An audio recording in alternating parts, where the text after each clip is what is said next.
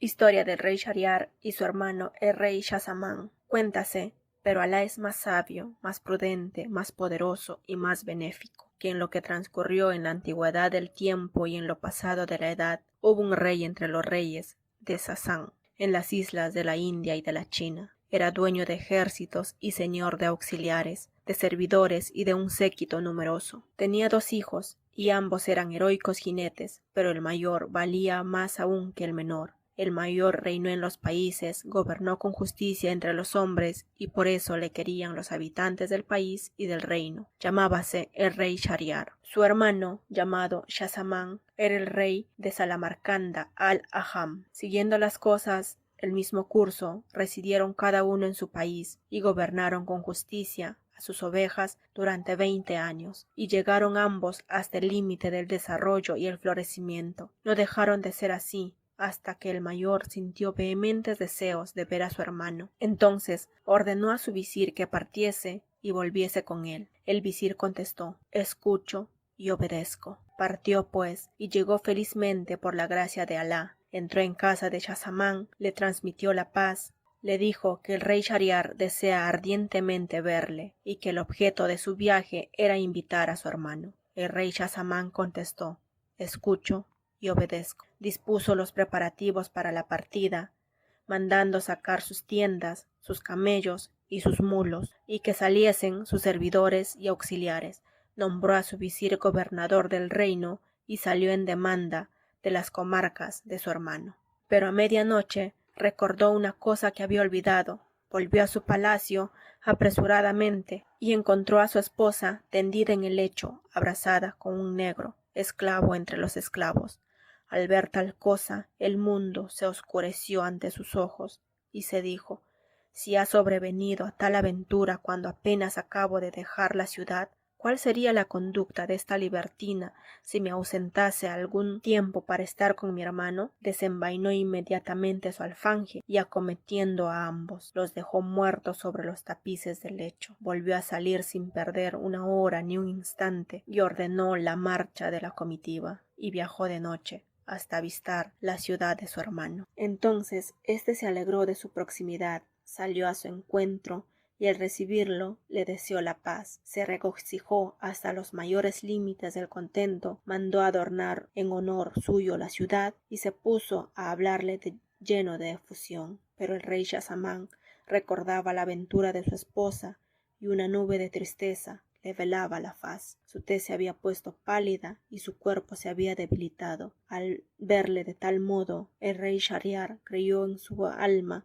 que aquello que se debía de haber alejado de su reino y de su país, y lo dejaba estar sin preguntarle nada. Al fin un día le dijo: hermano, tu cuerpo enflaquece y tu cara amarillea. Y el otro respondió: ay, hermano, tengo en mi interior como una llaga en carne viva. Pero no le reveló lo que había ocurrido con su esposa. El rey Shahriar le dijo: quisiera que me acompañes a cazar a pie y a caballo, pues así tal vez se esparciera tu espíritu. El rey Shahzaman no quiso aceptar. Su hermano fue solo a la cacería. Había en el palacio unas ventanas que daban al jardín, y habiéndose asomado a una de ellas, el rey Shahzaman vio cómo se abría una puerta para dar salida a 20 esclavas y 20 esclavos, entre los cuales avanzaba la mujer del rey Shahriar en todo el esplendor de su belleza. Llegados a un estanque se desnudaron y se mezclaron, y súbitamente la mujer del rey gritó: «¡Oh, Masaud!», y enseguida acudió hacia ella un robusto esclavo negro que la abrazó. Ella se abrazó también a él, y entonces el negro la echó al suelo, boca arriba,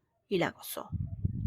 A tal señal, todos los demás esclavos hicieron lo mismo con las mujeres, y así siguieron largo tiempo, sin acabar con sus besos, brazos, copulaciones y cosas semejantes hasta cerca del amanecer. Al ver aquello, pensó el hermano del rey: por Alá, más ligera es mi calamidad que esta otra. Inmediatamente, dejando que se desvaneciese su aflicción, se dijo: en verdad, esto es más enorme que cuanto me ocurrió a mí. Y desde aquel momento volvió a comer y a beber cuanto pudo. A todo esto, el rey y su hermano volvió de su excursión, y ambos se desearon la paz íntimamente. Luego el rey Shahriar observó que su hermano el rey Shahzaman acababa de recobrar el buen color, pues su semblante había adquirido nueva vida.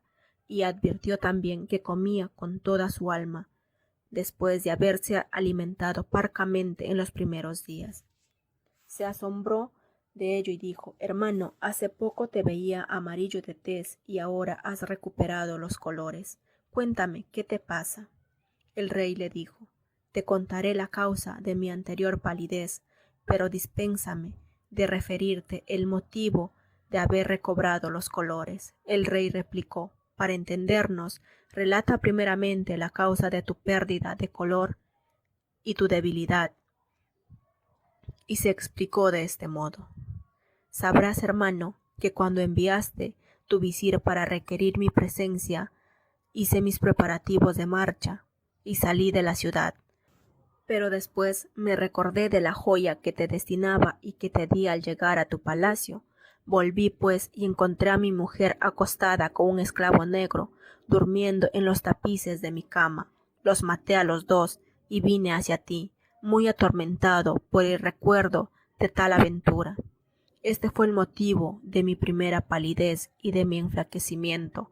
En cuanto a la causa de haber recobrado mi buen color, dispénsame de mencionarla.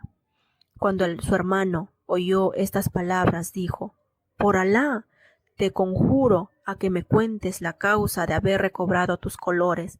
Entonces el rey Schahzaman le refirió cuanto había visto, y el rey Shahriar dijo: Ante todo, es necesario que mis ojos vean semejante cosa.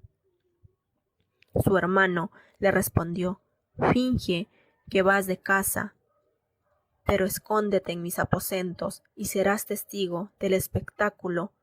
Tus ojos lo comprobarán. Inmediatamente el rey mandó que los pregoneros divulgasen la orden de marcha. Los soldados salieron con sus tiendas, fueron fuera de la ciudad. El rey marchó también, se ocultó en su tienda y dijo a sus jóvenes esclavos: Que nadie entre. Luego se disfrazó, salió a hurtadillas y se dirigió al palacio. Llegó a los aposentos de su hermano y se asomó a la ventana que daba al jardín.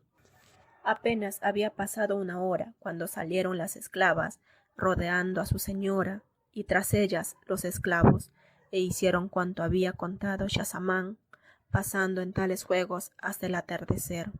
Cuando vio esas cosas, el rey Shahriar, la razón se ausentó de su cabeza y dijo a su hermano: Marchemos para saber cuál es nuestro destino en el camino de Alá, porque nada de común debemos tener con la realeza hasta encontrar a alguien que haya sufrido una aventura semejante a la nuestra, si no, la muerte sería preferible a nuestra vida. Su hermano le contestó lo que era apropiado y ambos salieron por una puerta secreta del palacio, y no cesaron de caminar día y noche hasta que por fin llegaron a un árbol en medio de una solitaria pradera junto a la mar salada. En aquella pradera había un manantial de agua dulce, bebieron de ella y se sentaron a descansar. Apenas había transcurrido una hora del día, cuando el mar empezó a agitarse. De pronto brotó de él una negra columna de humo que llegó hasta el cielo y se dirigió después hacia la pradera. Los reyes, asustados, se subieron a la cima del árbol, que era muy alto, y se pusieron a mirar lo que tal cosa pudiera ser. Y he aquí que la columna de humo se convirtió en un efrit de elevada estatura, poderoso de hombros y robusto de pecho. Llevaba un arca sobre la cabeza, puso el pie en el suelo y se dirigió hacia el árbol y se sentó debajo de él. Levantó entonces la tapa del arca, sacó de ella una caja, la abrió y apareció enseguida una encantadora joven, de espléndida hermosura, luminosa, lo mismo que el sol, como dijo el poeta: Antorcha en las tinieblas, ella aparece y es el día. Ella aparece y con su luz se iluminan las auroras. Los soles irradian con su claridad y las lunas con las sonrisas de sus ojos. Que los velos de su misterio se rasguen e inmediatamente las criaturas se posternan encantados a sus pies, y ante los dulces relámpagos de su mirada, el rocío de las lágrimas de pasión humedecen todos los párpados. Después que el efrit hubo contemplado a la hermosa joven, le dijo: «Oh soberana de las cederías, oh tú a quien rapté el mismo día de tu boda, quisiera dormir un poco». Y el efrit colocó la cabeza en las rodillas de la joven y se durmió. Entonces la joven levantó la cabeza hacia la copa del árbol y vio ocultos en las ramas a los dos reyes. Enseguida apartó de sus rodillas la cabeza del efrit, la puso en el suelo y les dijo por señas: «Bajad y no tengáis miedo de este efrit». Por señas le respondieron: «Por Alá sobre ti, dispénsanos del lance tan peligroso». Ella les dijo: «Por Alá sobre vosotros, bajad enseguida, si no queréis que avise al efrit, que os dará la peor muerte». Entonces, asustados, bajaron hasta donde ella estaba, que se levantó para decirles: «Traspasadme con vuestra lanza de un golpe duro y violento, si no avisaré al efrit». Shahriar, movido de espanto, dijo a Schahzaman: «Hermano, sé el primero en hacer lo que ésta demanda». El otro repuso: «No lo haré sin que antes me des el ejemplo tú, que eres mayor». Y ambos empezaron a invitarse mutuamente, haciéndose con los ojos señas de copulación. Pero ella les dijo: «¿Para qué tanto guiñar los ojos? Si no venís y me obedecéis, llamo inmediatamente al efrit». Entonces, por miedo al efrit, hicieron con ella lo que les había pedido. Cuando los hubo agotado, les dijo: «¡Qué expertos sois los dos!». Sacó del bolsillo un saquito, y del saquito un collar compuesto de 570 sortijas con sellos, y les preguntó: «¿Sabéis lo que es esto?». Ellos contestaron: «No lo sabemos». Entonces les explicó la joven: «Los dueños de estos anillos me han poseído todos juntos a los cuernos insensibles de este efrit, de suerte que me vais a dar vuestros anillos». Lo hicieron así, sacándoselos de los dedos, y ella entonces les dijo: «Sabed que este efrit me robó la noche de mi boda, me encerró en esa caja, metió a la caja en el arca, le echó 7 candados y la arrastró al fondo del mar, allí donde se combaten las olas, pero no sabía que cuando desea alguna cosa una mujer no hay quien la venza. Ya lo dijo el poeta: amigo, no te fíes de la mujer, ríete de sus promesas. Su buen o mal humor depende de los caprichos de su vulva. Prodigan amor falso cuando la pérfida las llena y forma como la trama de sus vestidos.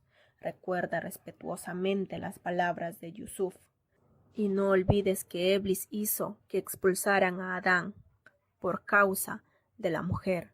No te confíes, amigo, es inútil. Mañana, en aquella que creas más segura, sucederá al amor puro una pasión loca.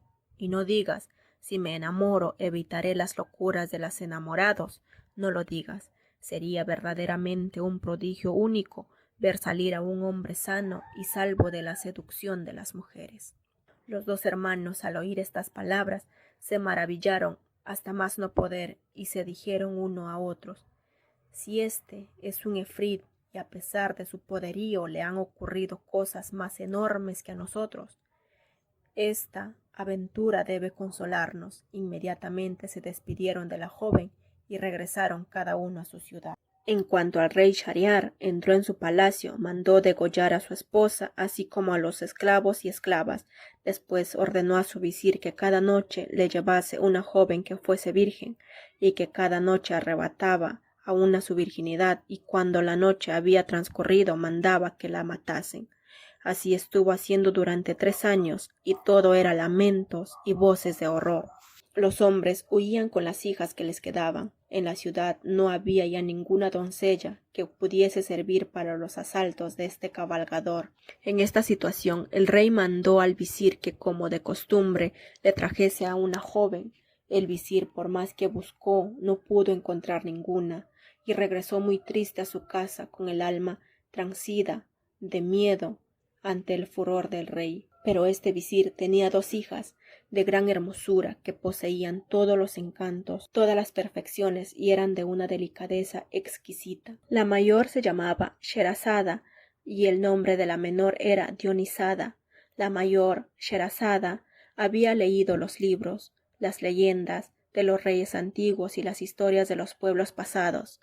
Dicen que poseía también 1000 libros de crónicas referentes a los pueblos de las edades remotas, a los reyes de la antigüedad y sus poetas. Era muy elocuente y daba gusto oírla. Al verla su padre le habló así: ¿Por qué te veo tan cambiado, soportando un peso abrumador de pesadumbres y aflicciones? Sabe, padre, que el poeta dice: oh tú que te apenas, consuélate. Nada es duradero, toda alegría se desvanece y todo pesar se olvida. Cuando oyó estas palabras el visir contó a su hija cuanto había ocurrido desde el principio al fin, concerniente al rey. Entonces le dijo Scharazada: por Alá, padre, cásame con el rey, porque si no me mata, seré la causa del rescate de las hijas de los musulmanes, y podré salvarlas de entre las manos del rey. Entonces el visir contestó: por Alá sobre ti, no te expongas nunca a tal peligro. Pero Scharazada repuso: es imprescindible que así lo haga. Entonces le dijo su padre: cuidado no te ocurra lo que le ocurrió al asno y al buey con el labrador.